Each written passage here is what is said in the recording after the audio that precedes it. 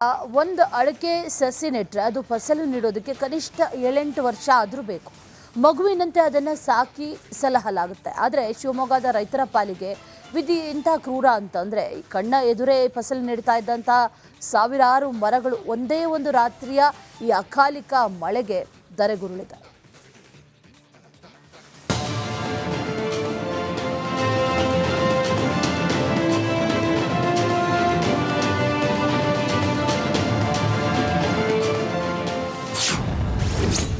ಅಕಾಲಿಕ ಮಳೆಗೆ ಧರೆಗೆ ಉರುಳಿದ ಅಡಿಕೆ ಮರಗಳು, ಲಕ್ಷಾಂತರ ರೂಪಾಯಿ ನಷ್ಟ, ಬೆಳೆಗಾರರು ಕಂಗಾಲು. ಧರೆಗುರುಳಿರುವ ಫಸಲು ನೀಡುವ ಅಡಿಕೆ ತೆಂಗಿನ ಮರಗಳು, ಹಿಂಗಾರ ಹಿಡಿದು ನಿಂತ ರೈತರು, ಕಣ್ಣೀರಿಡುತ್ತಾ ಕಷ್ಟ ಹೇಳಿಕೊಳ್ಳುತ್ತಿರುವ ಬೆಳೆಗಾರರು. ಇವು ಕೇವಲ ಮರಗಳಲ್ಲ, ರೈತನ 16 ವರ್ಷಗಳ ತಪಸ್ಸು. ವರುಣನ ಅಟ್ಟಹಾಸಕ್ಕೆ ಎಲ್ಲವೂ ಧೂಳಿಪಟವಾಗಿದೆ.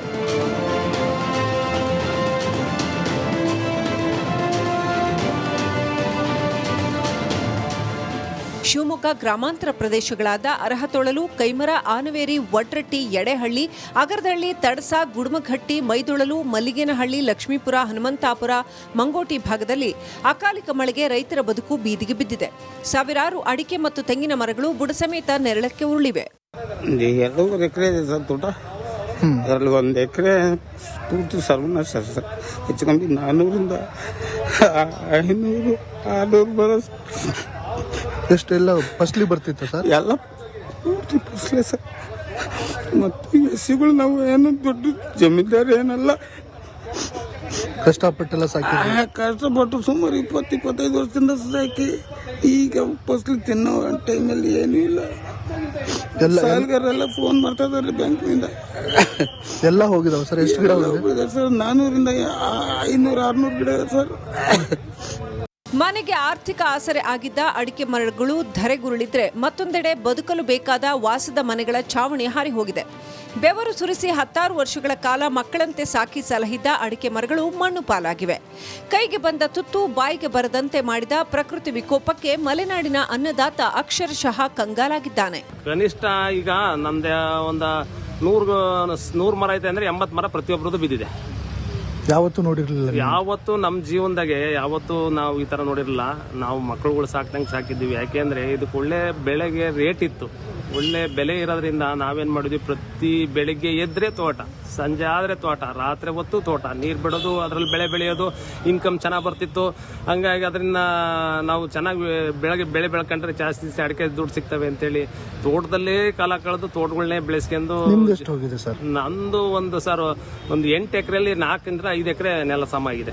100 ಎಕರೆ, ಸಾವಿರಾರು ಮರಗಳು, ಕೋಟ್ಯಂತರ ರೂಪಾಯಿ ನಷ್ಟ.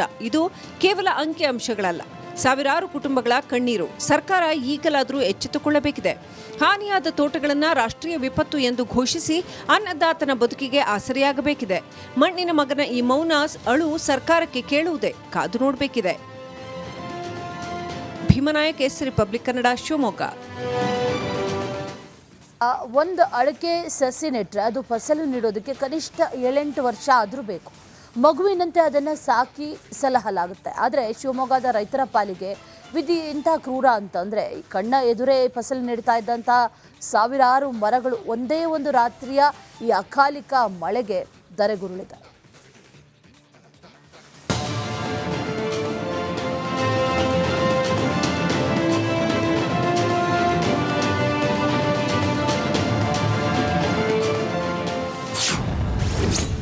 ಅಕಾಲಿಕ ಮಳೆಗೆ ಧರೆಗೆ ಉರುಳಿದ ಅಡಿಕೆ ಮರಗಳು,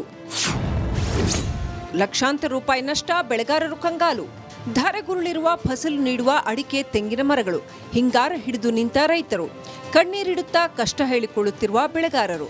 ಇವು ಕೇವಲ ಮರಗಳಲ್ಲ, ರೈತನ 16 ವರ್ಷಗಳ ತಪಸ್ಸು. ವರುಣನ ಅಟ್ಟಹಾಸಕ್ಕೆ ಎಲ್ಲವೂ ಧೂಳಿಪಟವಾಗಿದೆ.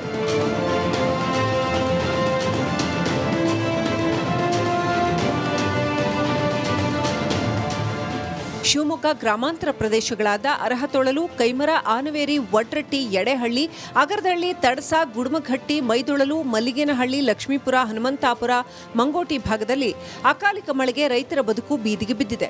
ಸಾವಿರಾರು ಅಡಿಕೆ ಮತ್ತು ತೆಂಗಿನ ಮರಗಳು ಬುಡಸಮೇತ ನೆರಳಕ್ಕೆ ಉರುಳಿವೆ. 2 ಎಕರೆ ಇದೆ ಸರ್ ತೋಟ. ಅದರಲ್ಲಿ 1 ಎಕರೆ ಪೂರ್ತಿ ಸರ್ವನಾಶ ಸರ್. ಹೆಚ್ಚು ಕಮ್ಮಿ 400ರಿಂದ 500 600 ಬರೋದು. ಎಷ್ಟೆಲ್ಲ ಫಸ್ಟ್ಲಿ ಬರ್ತಿತ್ತ ಸರ್? ಎಲ್ಲ ಪೂರ್ತಿ ಫಸಲೇ ಸರ್. ಮತ್ತು ಎಸಿಗಳು ನಾವು ಏನು ದೊಡ್ಡ ಜಮೀನ್ದಾರ ಏನಲ್ಲ, ಕಷ್ಟಪಟ್ಟೆಲ್ಲ ಸಾಕಿದ್ರಿ. ಕಷ್ಟಪಟ್ಟು ಸುಮಾರು 20-25 ವರ್ಷದಿಂದ ಸಾಕಿ ಈಗ ಫಸಲು ತಿನ್ನೋ ಟೈಮಲ್ಲಿ ಏನೂ ಇಲ್ಲ. ಸಾಲಗಾರೆಲ್ಲ ಫೋನ್ ಮಾಡ್ತಾ ಇದಾರೆ ಬ್ಯಾಂಕ್ನಿಂದ. ಎಲ್ಲ ಹೋಗಿದಾವ ಸರ್? ಎಷ್ಟು ಗಿಡ ಹೋಗಿದೆ ಸರ್? 400ರಿಂದ 500-600 ಗಿಡ ಸರ್. ಮನೆಗೆ ಆರ್ಥಿಕ ಆಸರೆ ಆಗಿದ್ದ ಅಡಿಕೆ ಮರಗಳು ಧರೆಗುರುಳಿದ್ರೆ ಮತ್ತೊಂದೆಡೆ ಬದುಕಲು ಬೇಕಾದ ವಾಸದ ಮನೆಗಳ ಛಾವಣಿ ಹಾರಿ ಹೋಗಿದೆ. ಬೆವರು ಸುರಿಸಿ 10 ವರ್ಷಗಳ ಕಾಲ ಮಕ್ಕಳಂತೆ ಸಾಕಿ ಸಲಹಿದ್ದ ಅಡಿಕೆ ಮರಗಳು ಮಣ್ಣು ಪಾಲಾಗಿವೆ. ಕೈಗೆ ಬಂದ ತುತ್ತು ಬಾಯಿಗೆ ಬರದಂತೆ ಮಾಡಿದ ಪ್ರಕೃತಿ ವಿಕೋಪಕ್ಕೆ ಮಲೆನಾಡಿನ ಅನ್ನದಾತ ಅಕ್ಷರಶಃ ಕಂಗಾಲಾಗಿದ್ದಾನೆ. ಕನಿಷ್ಠ ಈಗ ನಮ್ದು ಒಂದು 100 ಮರ ಐತೆ ಅಂದ್ರೆ 80 ಮರ ಪ್ರತಿಯೊಬ್ಬರದ್ದು ಬಿದ್ದಿದೆ. ಯಾವತ್ತೂ ನೋಡಿರ್ಲಿಲ್ಲ? ಯಾವತ್ತು ನಮ್ಮ ಜೀವನದಾಗೆ ಯಾವತ್ತು ನಾವು ಈ ತರ ನೋಡಿರಲಿಲ್ಲ. ನಾವು ಮಕ್ಕಳುಗಳು ಸಾಕ್ದಂಗೆ ಸಾಕಿದ್ದೀವಿ. ಯಾಕೆಂದ್ರೆ ಇದಕ್ಕೆ ಒಳ್ಳೆ ಬೆಳೆಗೆ ರೇಟ್ ಇತ್ತು, ಒಳ್ಳೆ ಬೆಲೆ ಇರೋದ್ರಿಂದ ನಾವೇನ್ ಮಾಡಿದ್ವಿ, ಪ್ರತಿ ಬೆಳಿಗ್ಗೆ ಎದ್ರೆ ತೋಟ, ಸಂಜೆ ಆದ್ರೆ ತೋಟ, ರಾತ್ರಿ ಹೊತ್ತು ತೋಟ, ನೀರು ಬಿಡೋದು, ಅದ್ರಲ್ಲಿ ಬೆಳೆ ಬೆಳೆಯೋದು, ಇನ್ಕಮ್ ಚೆನ್ನಾಗಿ ಬರ್ತಿತ್ತು. ಹಂಗಾಗಿ ಅದರಿಂದ ನಾವು ಚೆನ್ನಾಗಿ ಬೆಳೆ ಬೆಳ್ಕೊಂಡ್ರೆ ಜಾಸ್ತಿ ಅಡಿಕೆ ದುಡ್ಡು ಸಿಗ್ತವೆ ಅಂತೇಳಿ ತೋಟದಲ್ಲೇ ಕಾಲ ಕಳೆದು ತೋಟಗಳನ್ನೇ ಬೆಳೆಸ್ಕೊಂಡು. ಎಷ್ಟು ಹೋಗಿದೆ ಸರ್? ನಂದು ಒಂದು 8 ಎಕರೆಯಲ್ಲಿ 4ರಿಂದ 5 ಎಕರೆ ನೆಲ ಸಮ ಆಗಿದೆ. 100 ಎಕರೆ, ಸಾವಿರಾರು ಮರಗಳು, ಕೋಟ್ಯಂತರ ರೂಪಾಯಿ ನಷ್ಟ. ಇದು ಕೇವಲ ಅಂಕಿ ಅಂಶಗಳಲ್ಲ, ಸಾವಿರಾರು ಕುಟುಂಬಗಳ ಕಣ್ಣೀರು. ಸರ್ಕಾರ ಈಗಲಾದರೂ ಎಚ್ಚೆತ್ತುಕೊಳ್ಳಬೇಕಿದೆ. ಹಾನಿಯಾದ ತೋಟಗಳನ್ನು ರಾಷ್ಟ್ರೀಯ ವಿಪತ್ತು ಎಂದು ಘೋಷಿಸಿ ಅನ್ನದಾತನ ಬದುಕಿಗೆ ಆಸರೆಯಾಗಬೇಕಿದೆ. ಮಣ್ಣಿನ ಮಗನ ಈ ಮೌನ ಅಳು ಸರ್ಕಾರಕ್ಕೆ ಕೇಳುವುದೇ, ಕಾದು ನೋಡಬೇಕಿದೆ. Bheemanaik, S republic Kannada, Shivamogga. ಒಂದು ಅಡಿಕೆ ಸಸಿ ನೆಟ್ಟರೆ ಅದು ಫಸಲು ನೀಡೋದಕ್ಕೆ ಕನಿಷ್ಠ 7-8 ವರ್ಷ ಆದರೂ ಬೇಕು. ಮಗುವಿನಂತೆ ಅದನ್ನು ಸಾಕಿ ಸಲಹಲಾಗುತ್ತೆ. ಆದರೆ ಶಿವಮೊಗ್ಗದ ರೈತರ ಪಾಲಿಗೆ ವಿಧಿ ಇಂಥ ಕ್ರೂರ ಅಂತಂದರೆ, ಕಣ್ಣ ಎದುರೇ ಫಸಲು ನೀಡ್ತಾ ಇದ್ದಂಥ ಸಾವಿರಾರು ಮರಗಳು ಒಂದೇ ಒಂದು ರಾತ್ರಿಯ ಈ ಅಕಾಲಿಕ ಮಳೆಗೆ ಧರೆಗುರುಳಿದೆ.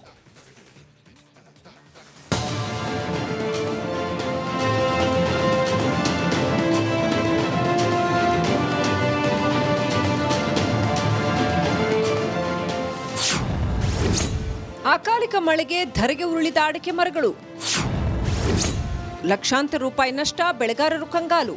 ಧರೆಗುರುಳಿರುವ ಫಸಲು ನೀಡುವ ಅಡಿಕೆ, ತೆಂಗಿನ ಮರಗಳು, ಹಿಂಗಾರ ಹಿಡಿದು ನಿಂತ ರೈತರು, ಕಣ್ಣೀರಿಡುತ್ತಾ ಕಷ್ಟ ಹೇಳಿಕೊಳ್ಳುತ್ತಿರುವ ಬೆಳೆಗಾರರು. ಇವು ಕೇವಲ ಮರಗಳಲ್ಲ, ರೈತನ 10 ವರ್ಷಗಳ ತಪಸ್ಸು. ವರುಣನ ಅಟ್ಟಹಾಸಕ್ಕೆ ಎಲ್ಲವೂ ಧೂಳೀಪಟವಾಗಿದೆ.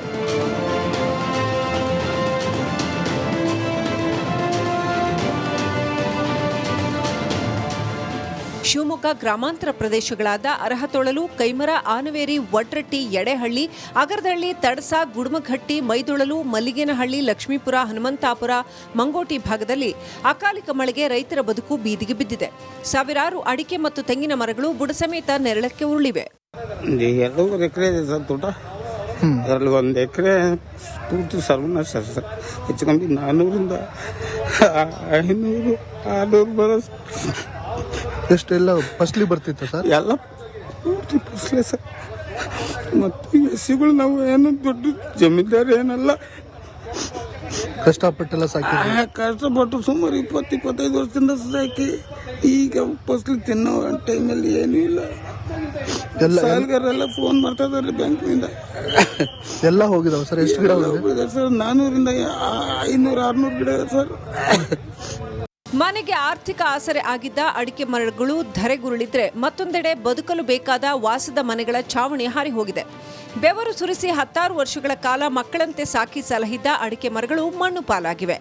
ಕೈಗೆ ಬಂದ ತುತ್ತು ಬಾಯಿಗೆ ಬರದಂತೆ ಮಾಡಿದ ಪ್ರಕೃತಿ ವಿಕೋಪಕ್ಕೆ ಮಲೆನಾಡಿನ ಅನ್ನದಾತ ಅಕ್ಷರಶಃ ಕಂಗಾಲಾಗಿದ್ದಾನೆ. ಕನಿಷ್ಠ ಈಗ ನಮ್ದು ಒಂದು 100 ಮರ ಐತೆ ಅಂದ್ರೆ 80 ಮರ ಪ್ರತಿಯೊಬ್ಬರದ್ದು ಬಿದ್ದಿದೆ.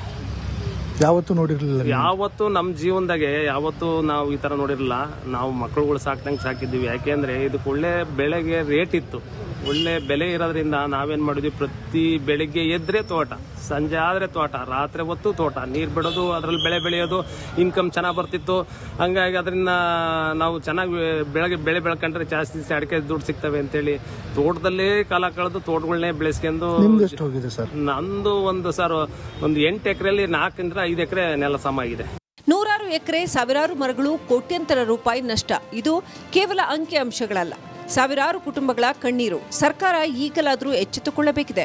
ಹಾನಿಯಾದ ತೋಟಗಳನ್ನು ರಾಷ್ಟ್ರೀಯ ವಿಪತ್ತು ಎಂದು ಘೋಷಿಸಿ ಅನ್ನದಾತನ ಬದುಕಿಗೆ ಆಸರೆಯಾಗಬೇಕಿದೆ. ಮಣ್ಣಿನ ಮಗನ ಈ ಮೌನ ಅಳು ಸರ್ಕಾರಕ್ಕೆ ಕೇಳುವುದೇ, ಕಾದು ನೋಡಬೇಕಿದೆ. Bheemanaik, S republic Kannada, Shivamogga.